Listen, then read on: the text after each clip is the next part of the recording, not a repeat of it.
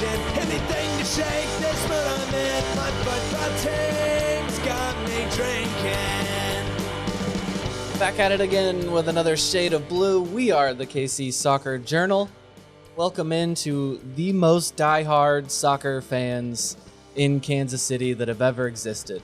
The ones that stayed up for the 9:30 kickoff and then watched their team get absolutely destroyed 3-0 against Bruce Arena's San Jose Earthquakes. So welcome in. Thank you for joining us. My name is Cody Bradley. I've got a full chat here. I've got Thad Bell, Robert Russert, David Greenwald, and Kerry Robinson. We all just had to get in here and talk about this 3-0 loss of a roster that had everyone texting us, who are these guys? So it is, like we talked about last week, it is, I guess, an actual pile of ash. I said it myself and I still was not ready for it. That was a punch in the face, Robert. Cody, I assume you put the extra S in our rundown on purpose, ASSH. Was that right? I did. David made the good joke last time. I didn't even mean for that joke to come out, and David called it. So, yes, it is a pile of ass. But yes, Cody, do you have the mic stat ready? Because we have a mic stat. Let me get the sounder here. I have a couple sounders ready. I was excited. Guys, we're not even a minute and a half into this, and we're blowing a mic stat already. Yeah, we got to do a mic stat. It fits. I mean, come on. So premature mic stat. It is. He's not wrong about that. It'll get us started off here on the discussion about this abysmal loss here. So let me play the sounder here. Dun-dun-dun-dun-dun-dun. Mic stat.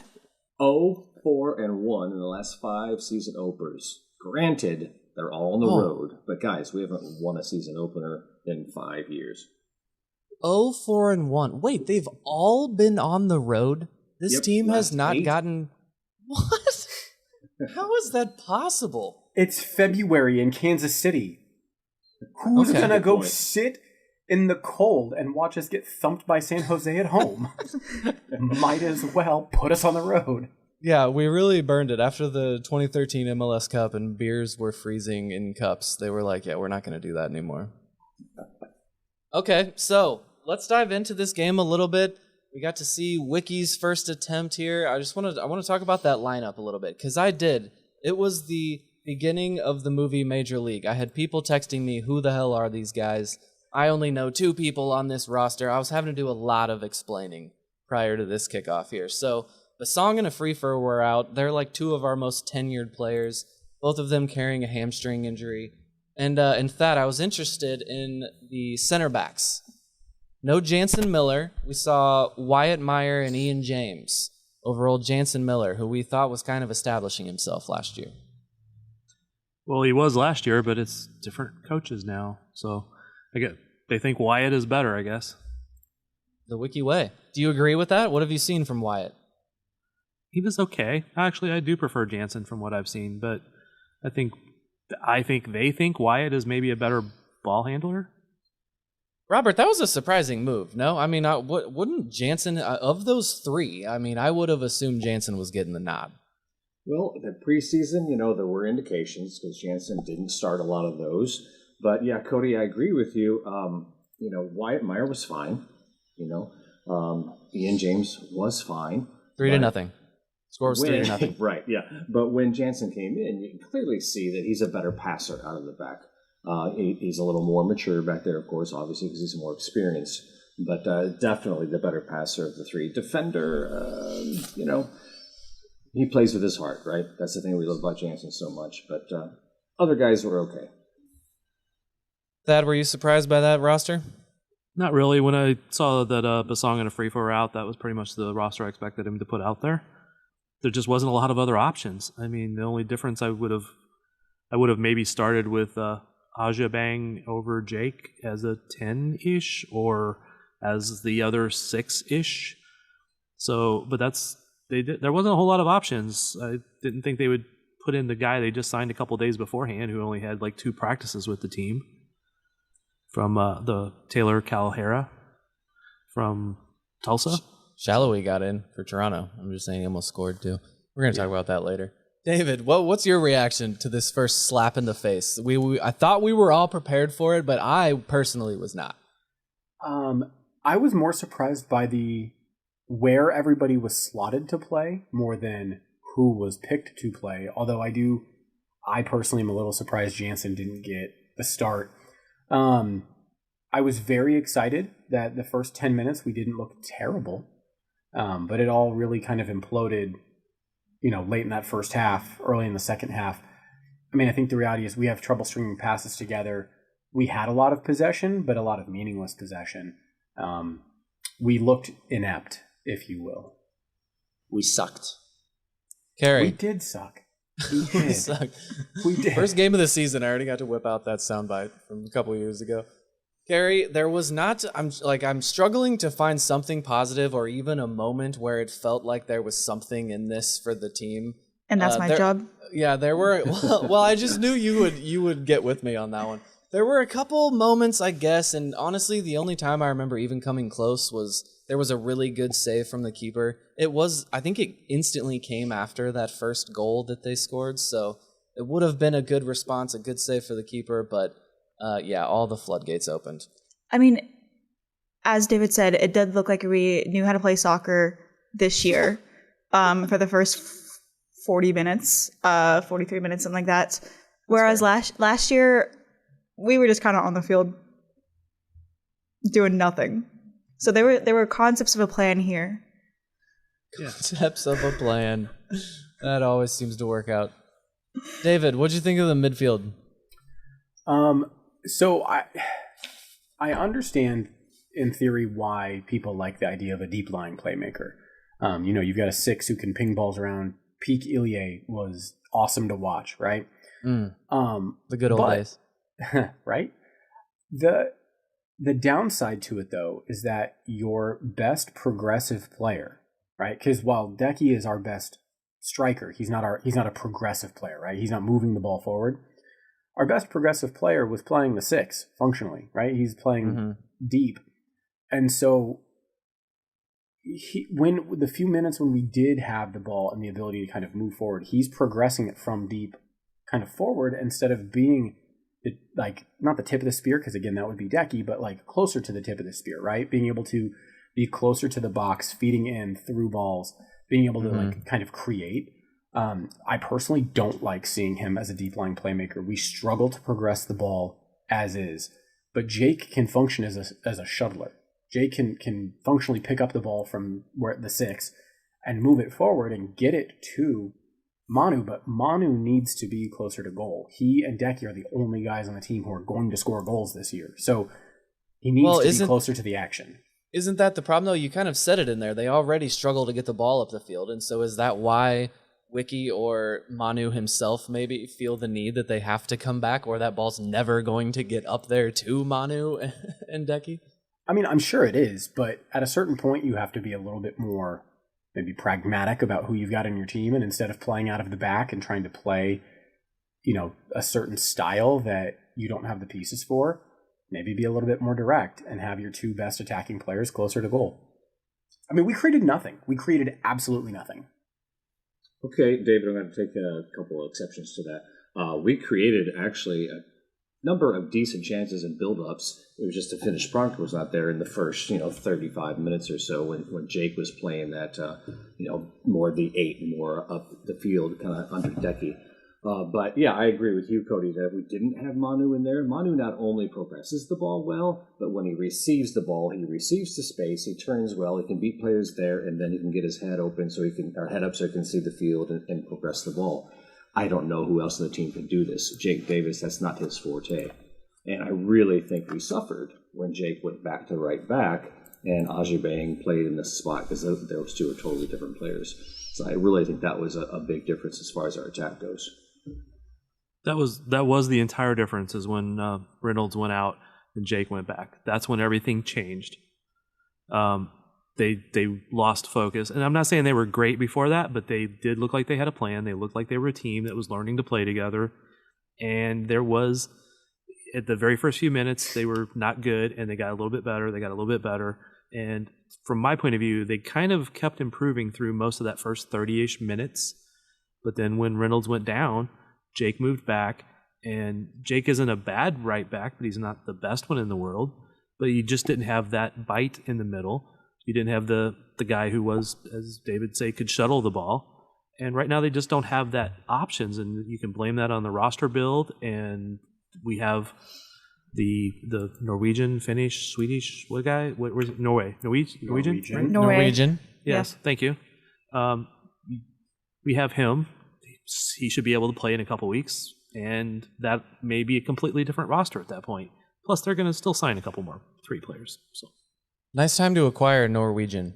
They took the medal count lead in the Olympics, so it feels good to be acquiring a Norwegian right now.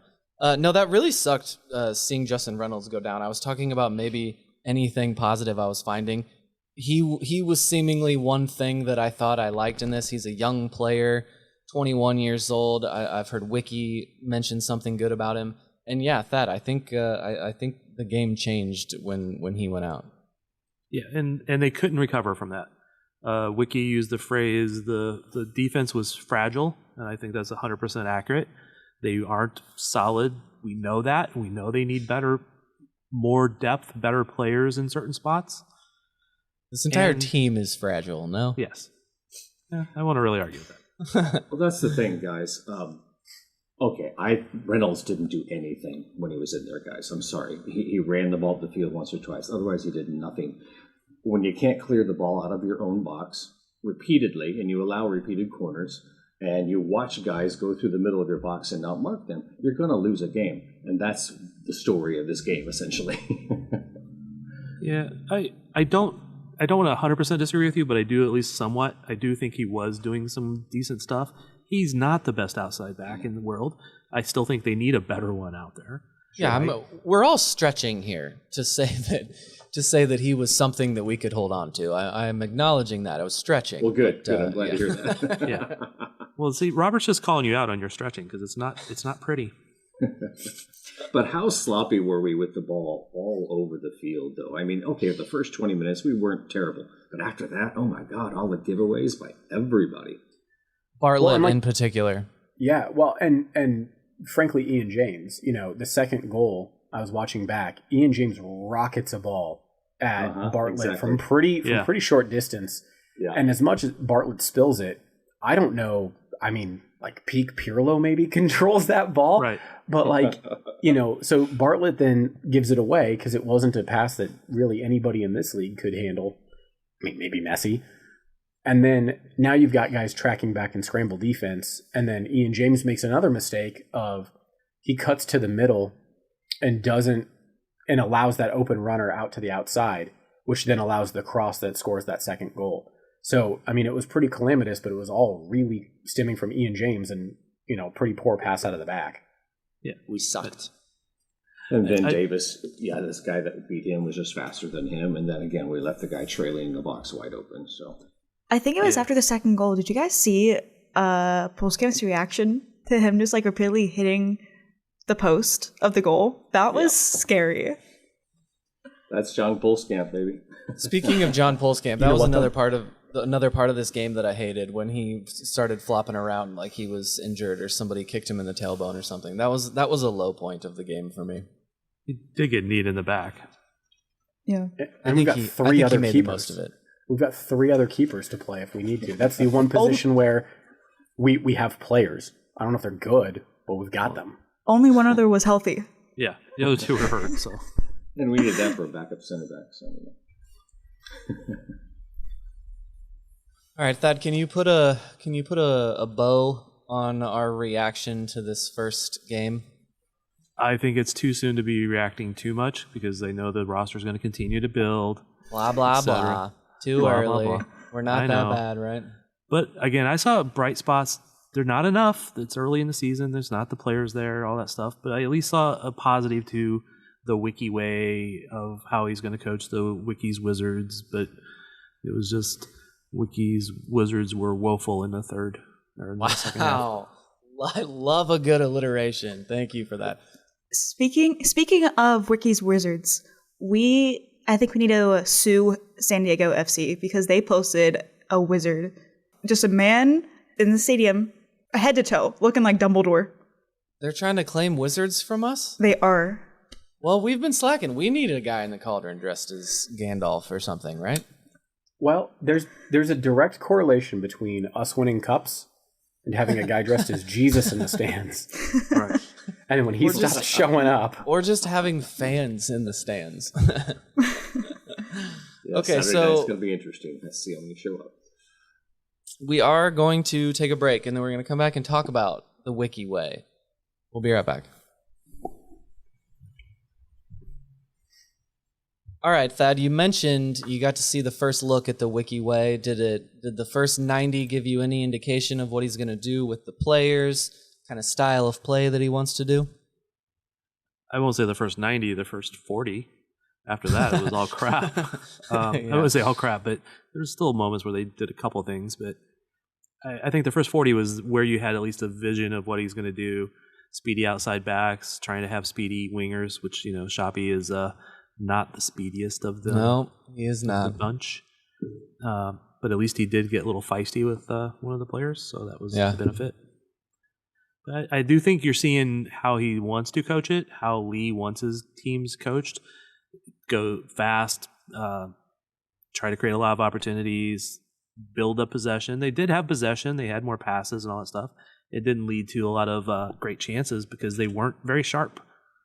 Yeah, going back to something that was said earlier, if you're going to build in a style of play, with Manu playing as that deep lying midfielder playmaker, and you're going to insert, our new player into that spot, you don't want to go away from it because you want to get the players used to it. So, that's kind of part of that too. But we were also really left-leaning early in that game, the first 40 minutes or so. I really liked some things that Reed was doing, left back, and Harris and Davis were doing, combining. They looked good. Dayan got in on that too a little bit. Just it was a bit of a dead zone on the right side mostly, and I think that is something to do with Shoppy because Shoppy was just he didn't do much at all. One other thing I think I noticed last night was that Decky was coming farther back than he would normally come last year. It seems like he was showing up pretty deep coming back, and that prevented him from being up in some of the right spots too. He's good, and we just need him to be. We need to be able to have possession and have him up there and have people feeding him, not having him come back and helping out as much as he had to in the second half. I mean, he had the lowest Thought Mob score rating at a 5.8. Decky? Which really says something. It's just how little he showed up in this game. Yeah, like we were saying, they struggle to get the ball up the field, like we were saying. Yeah. I mean, he had that one moment in the second half where he got in a tight space and a quick release, just hit it wide. So I thought he was okay. But I think that phrase, come back, that Thad was using over and over again is the phrase we're going to have to use for Dayan because we hope he just comes back after the World Cup. So our new Norwegian friend, Berg Johnson, is that LBJ. His name pronunciation is not on the SoundCloud that the team sent out yet, but our Norwegian friend is described as kind of like a playmaker out of the back, right? Like he talked about being able to pass and having like a versatile passing range. So here's my question to you all. Would you slot him in for Manu and let him be the deep lying playmaker and move Manu further up the pitch? Or do you take Bartlett out and just have two guys back there who maybe neither are like that defensive destroyer, but both are going to be, hitting long diagonal switches like Ilie circa 2017?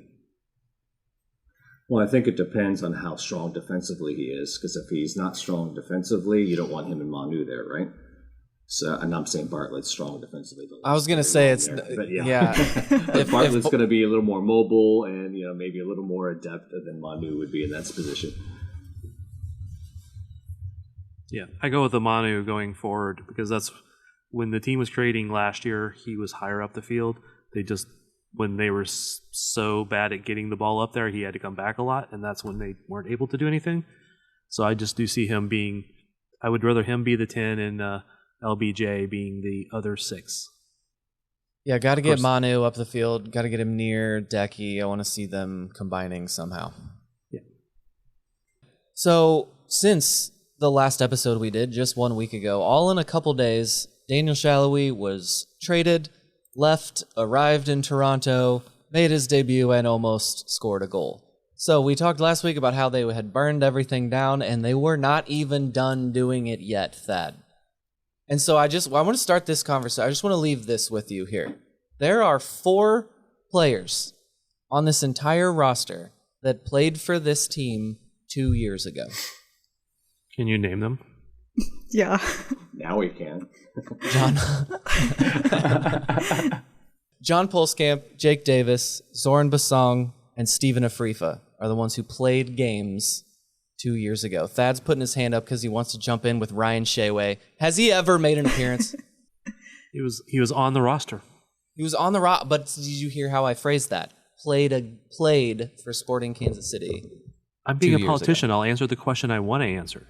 That is an impressive number. When we talk about how the head coach and his entire coaching staff, there's 4 players on the team that were here 2 years ago, and the owner and all 3 places that Peter Vermees was, this is going to be rough, man. It's going to improve. I think we need Ryan Sheway to start.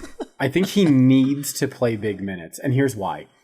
Because I'm picturing the merch now. You have the Sheway and the Wicky Way. And it's the small victories right now that are going to get us through this year. That would require him to be healthy, unfortunately. The Wicky Way is the Shea Way. That's what Carrie, the shirt says. You said it would require him to be healthy, unfortunately. Does that mean you don't want him to be healthy, or it's just he's not been? No, it's just that he's not been. Okay. I thought you were just wishing ill will on one of these poor No. guys who hasn't done anything to piss you off that I know of. They have not. No But- Jack Courtcamp fans here of the Daily News? I like Jack.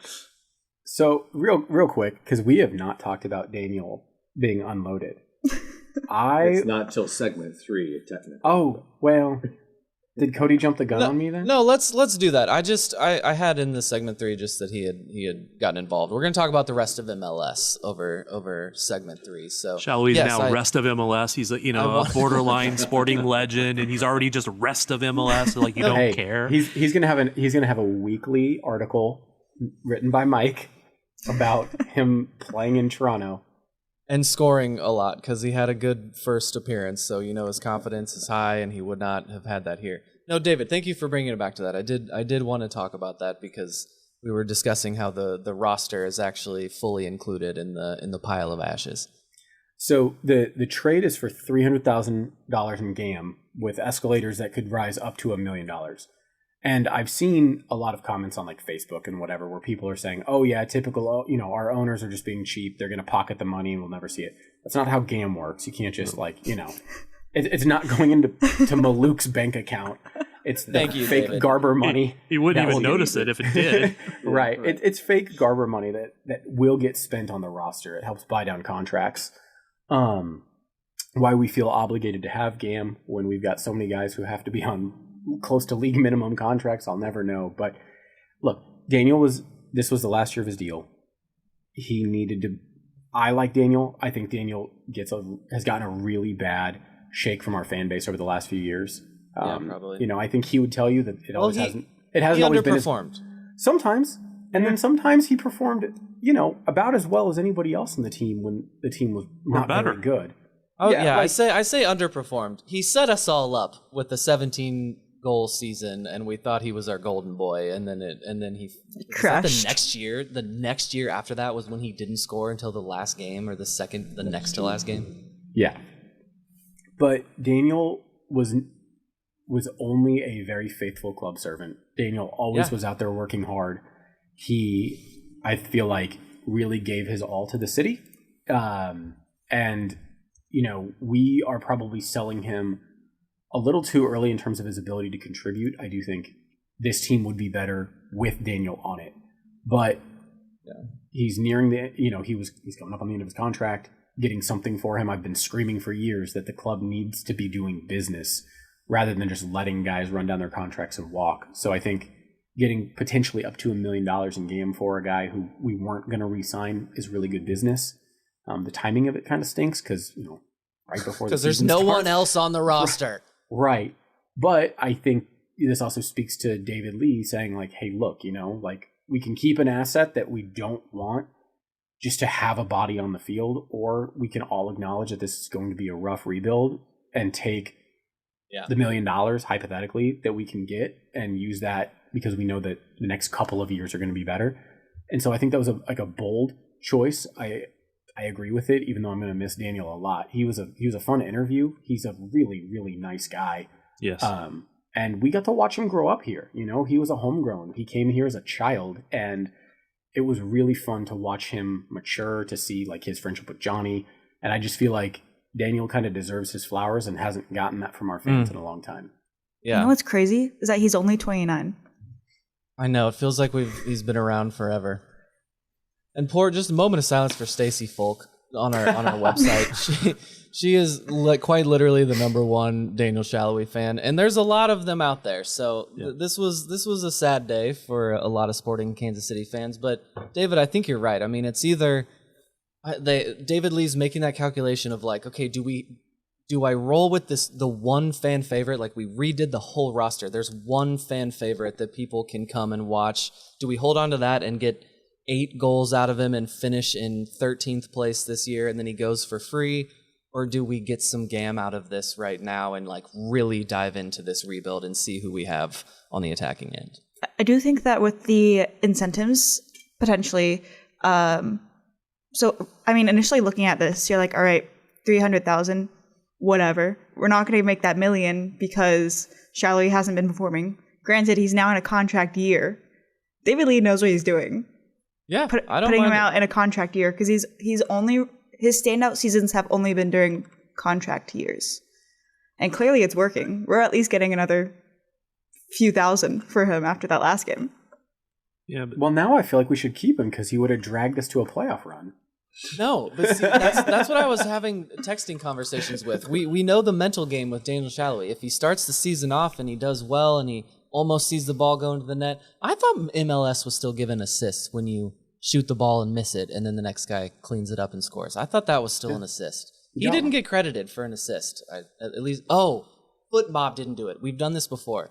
In Foot Mob, he didn't get credited with an assist, so I bet he did for MLS. I think they did. Yeah. I think they gave him one.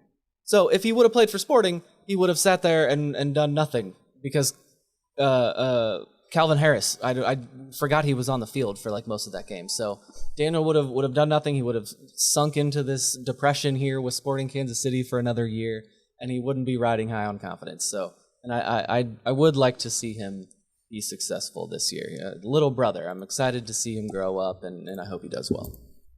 So I just want to add a couple things. I've heard that they've already met part of the incentives. I don't know how, but they've already met part of the incentives. So I'm going to guess there's another couple 100,000 of the GAM that's already going to be pocketed. One assist is crazy. Or just an appearance. Yeah, an assist or an appearance.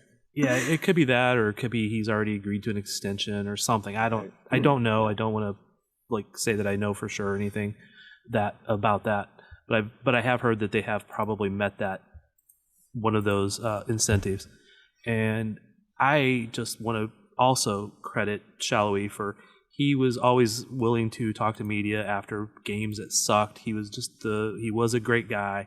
He was also willing to like use a few swear words when he was being interviewed. When other guys are so well media trained, he would drop a piss or an ass or something in there every once in a while. So that was just at least made it more human and all that stuff. And he does deserve a lot of credit that he doesn't get, like David was saying. And now that he's in Toronto and they're getting some other big name guy coming back from England and stuff, I just find it interesting that 2 Missouri homegrowns will be playing for Toronto. Mm. You guys keep saying the name of the town wrong. It's not Toronto. You don't pronounce both T's. Toronto. It's Toronto. Oh. Well, no. See, then you just left off the first O. Yeah, it's not about that's how you say it if you're from the Great White North. Okay, well, you told me to leave off the T. Pronouncing it how it's spelt. Well, that's right. You put R's in the word wash, so you're not credible on any of these subjects, Thad. You're taking letters out that exist. You're not either. Okay, Daniel Salloi, thank you for your service.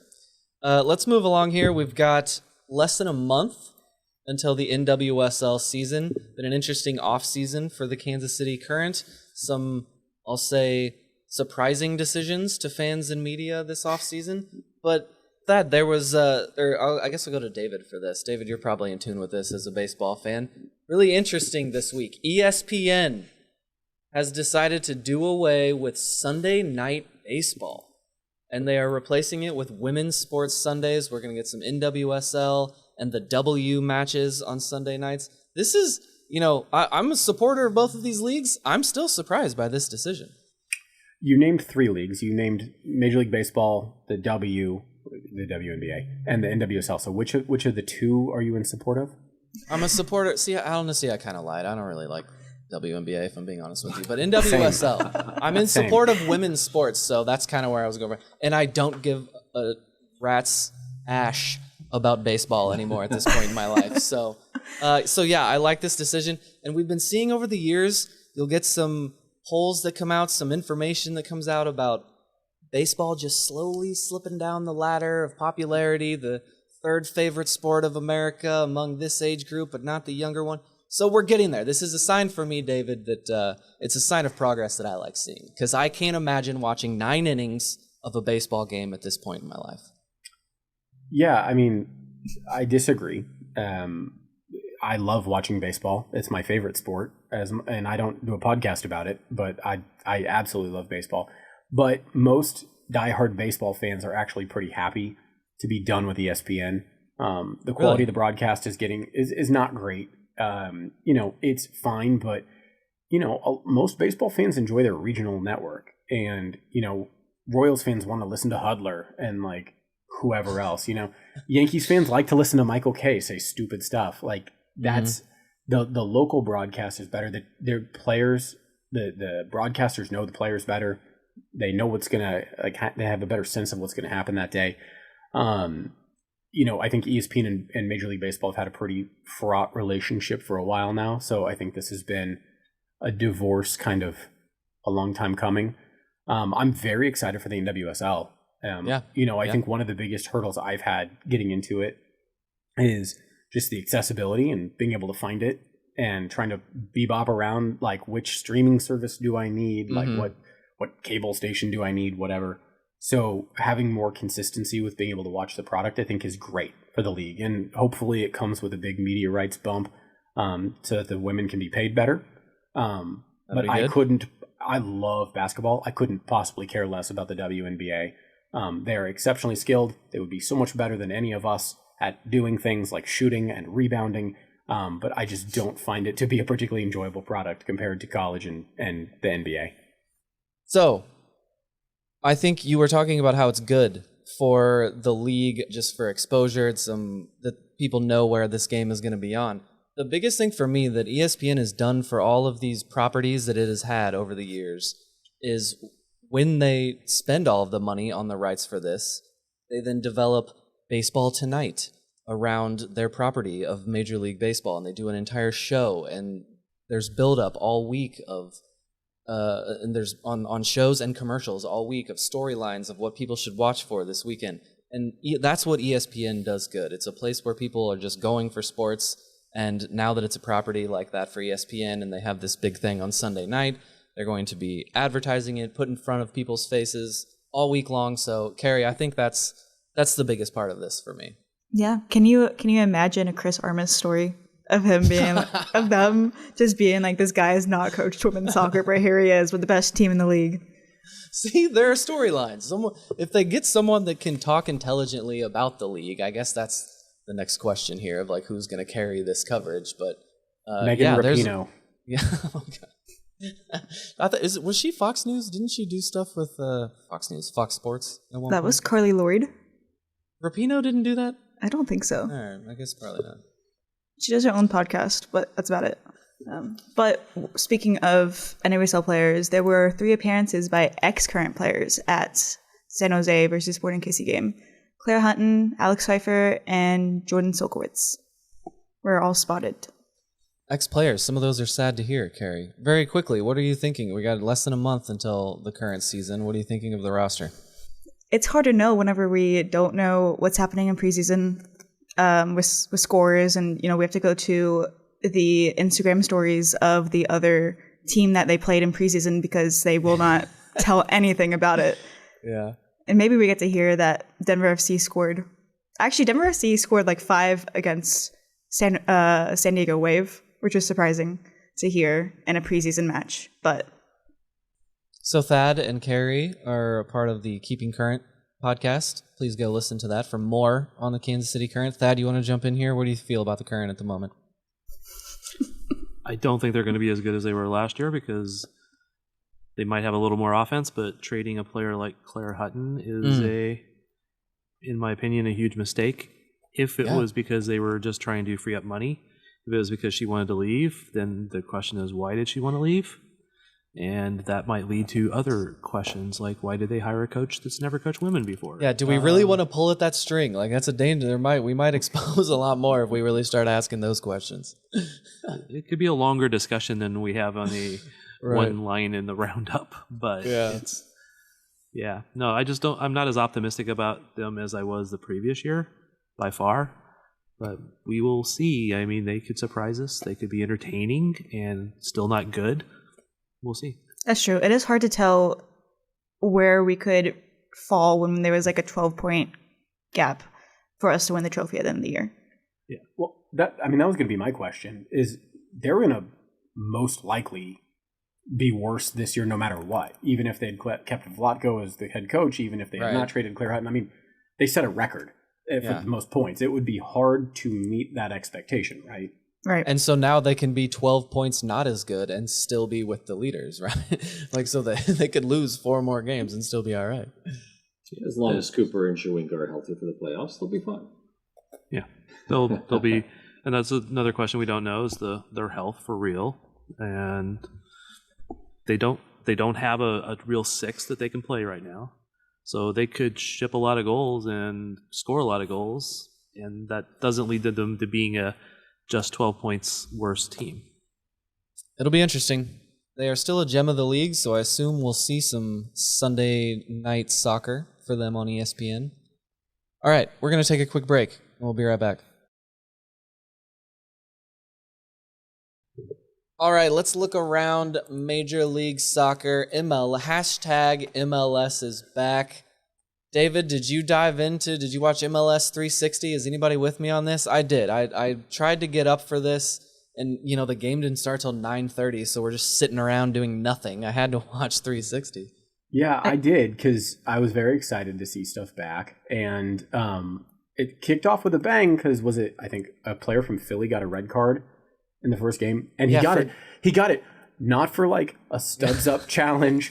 He didn't get it for, like, strangling somebody. He didn't get 2 yellow cards. He said something so mean and offensive that he got a straight red card. Oh, he said some friggin' key words, man, and we will never know what he said, but he was nowhere near another player. He just turned and said something, and the ref instantly said, "You're out of here."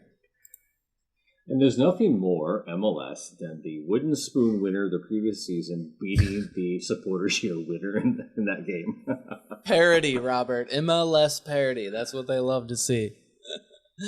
I think the highlight, obviously, over 75,000 people in Los Angeles for LAFC versus Miami. David, what happened? Messi, not a good showing, not a good look after the game. 3-0 loss, and then there was this weird thing. He seemingly followed the referees into the referee room, but then the league is like, well, it wasn't any restricted area technically, so he's not going to get in any trouble. Weird thing when you have to see Luis Suarez holding Messi back from something. I mean, that's troubling, right? That's almost as troubling as our Philadelphia friend saying something horrific that, if Luis Suarez is the voice of reason in the conversation, you've got problems. But one, this is not the first time Messi has done something like this, but because he's Messi, he gets treated differently than everybody else does. I actually really enjoyed that game. Did you watch any of that game? Yeah, it was a good game. LAFC looks good. Yes, they're very good. They're Bouanga is still Bouanga. They're going to be so good. Yeah, Bouanga and Son, and they were playing balls to them perfectly. I mean, those guys looked nasty. And for as good as Miami was last year, they were really on the back foot. It seemed like, the vast majority of the game. They looked second best all game long. Yeah, and let's also keep in mind that Pro did verify that it wasn't a restricted area as well. So, but Hold on. How is the referee room not a restricted area? It wasn't the referee room. It was a hallway. It was a hallway. Yeah. Okay, I see. But, Suarez, Messi, Son, Bawanga. I mean, these guys are all intense competitors, right? Right. So, when things don't go the way they think they should, because Messi felt like he was fouled and it wasn't called, that just competitive just kicks in. I'm not saying it's the right thing to do, but I mean, these guys are intense competitors. I mean, so am I, but when I did stuff like that, I got kicked out of baseball games. And when I act like that during my board games, my friends don't have game night, don't invite me to game night anymore. So one thing on here, Salloi did get his hockey assist. Came on just after halftime for Toronto. He's officially a Toronto player. Didn't like seeing him in that jersey, but good luck to him. One thing I did like, I thought this was cool. The New York Red Bull. I think we had the youngest goal assist combo in league history, and has to have a shout for one of the youngest in world football, honestly, if we're looking at this. A 16-year-old, Adri Mehmeti, assisted 17-year-old Julian Hall on a goal. A 16-year-old to a 17-year-old, Thad. That's got to be hard to beat around the world. Yeah, no, that's a young combo, and talking about Sporting being young, Yeah, we thought we were kind of young, but apparently not. It's 3 players age 17 or younger that he started in that game. And they won. And they won. They got the win. It can happen when you have talented youngsters. Yeah, you can't just have youngsters. They have to be actually talented. That's the... There's 2 parts to that. Yeah, but then Michael Bradley's the coach. Yeah, Yeah. Yeah, that just blows my mind. When we talked about the Sporting game earlier, we didn't mention that they did bring up 2 SKC2 players on short-term loan to be there. They didn't get in, but ZLR and Donovan were both signed up there. So I was kind of hoping he would just throw them in at the end for fun's sake, but no. And that's to get an 18, right? That's to get 18 players sitting on the bench ready to play in uniform is why they had to do that. We can have 20 now. I guess they did it short. Oh, really? Oh, okay, that's right. Yeah. So, and I guess I was going to say, I guess they're just going to have to keep doing that, but they have got, we got the Norwegian coming, maybe a couple more coming. There's going to be some short-term loans, though. Is there a limitation on how many times they can do that? I know there used to be. I'm not sure what the rules are this year, so I haven't found them yet. Or what's short-term? 3 games? 2 games? We'll say it's 4 games. All right. No, I would just or maybe it's count against them, so then they couldn't be called up for Open Cup games, for example. Well, Open Cup games are different though, because those are not MLS rules. Yeah. I thought maybe it was a CBA thing. I didn't know. No, it's by the league that you're playing in or the competition you're playing in, so it also wouldn't count against CONCACAF Champions Cup or whatever else they might play in, Leagues Cup. How many different cups do they have now around MLS? I don't lost track. Too many. But even ZLR would still be eligible for those without being any work to do. So. When does Sporting KC2 start? And how many people do they have on their roster? Asking the real questions. There we go. They currently have 10. Okay. What? Do they also have 4 goalkeepers? No, they have 1. I think they plan on having some of the Sporting ones come down when they're not injured. Shayway needs some practice time. Jack Courtcamp.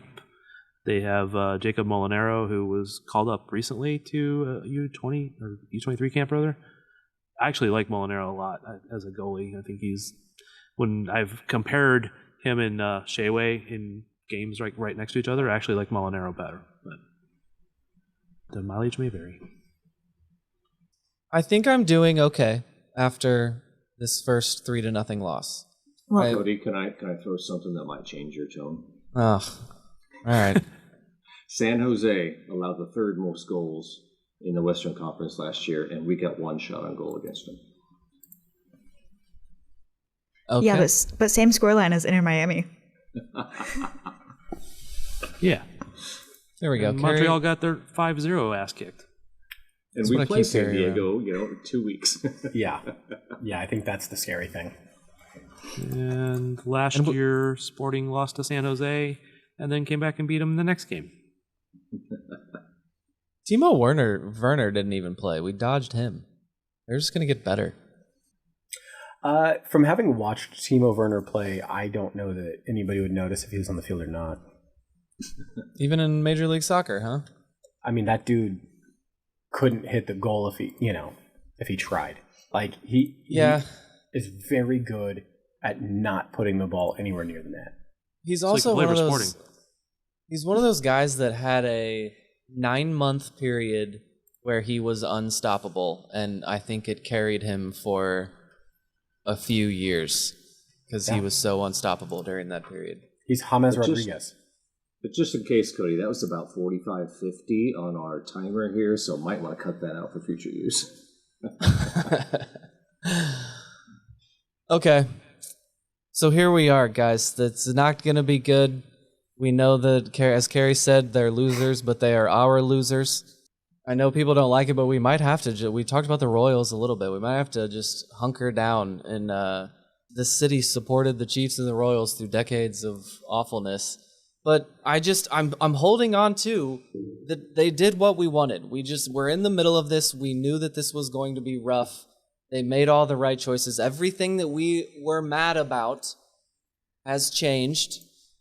And so it's going to be long, but it's headed in the right direction. Not even Thad, I can't even say on the right track, but it's like Union Station where there's a bunch of tracks all right next to each other, all going one direction. We're close to the right track. We're certainly on a track. Right direction. We're on a track, and it's headed like generally in the direction of wins years down the road. We don't know about that one. It could turn at some point, but right here at Union Station, they're facing the same way. Yeah. And that's Cody, part of the beauty. Cody, you may want to tease that on Tuesday, Media Day, we will get to speak with some of these guys, and maybe listeners should let us know who they want us to speak with. That's very true. Comment on this podcast wherever you may be listening. Media Day is Tuesday. We're going to be there. Robert and Thad are going to be sitting down with anyone and everyone that can sit down, and I'll be wandering around getting some video, and should be a good day. Love Media Day. Always find some optimism just being back at the stadium, no matter how bad the team is. So that'll be good. Let us know what you want to hear from Media Day. Thad, who do you want to talk to? Oh, that's a good question. Our new Norwegian friend? Yeah, I know. That was one I was going to say. Is he going to be there? He was in town recently, so I don't know if he will be, though. Thad, are you bringing a chessboard so you can challenge Decky? Oh. Cody can video it. Crap. Do you have one that you got a portable chessboard? Thad. You can play on your phone nowadays. You know that, right? That's less good for video, Thad. Less Decky, good. you're just going to sit there with a phone in between you like that? No, yeah, that would work. It doesn't work well for video. I'm looking for video here. I can bring a chessboard, guys, if you need. I David's don't know doing that. work here. I don't know that I'm going to get Decky for long enough to play a game. Although he might not take that long to beat me. I sometimes play at a pretty high level, and sometimes I get my ass kicked really fast. So did you see the team put out a thing asking all the players like, what Olympic sport would you want to do? And Decky's answer was, they don't play chess in the Olympics, so none. Again, thank you to all of the diehards that joined in and listened to us here after watching their team get smashed. We appreciate you. We love you. Hopefully you are able to laugh along with this pile of ass that we are in here this year. It's going to be a long year, but we're here for it. Sporting! Don't seem so tough, and 3 own goals ain't all that rough. Our skipper has just been sent off. Some punter strong and ball comes off. My football team's got me drinking. My football team's got me drinking. My football team's got me drinking. Give me beer or whiskey, wine or gin, anything to shake this mood I'm in. My football team's got me drinking. My football team's got me drinking. My football team's got me drinking.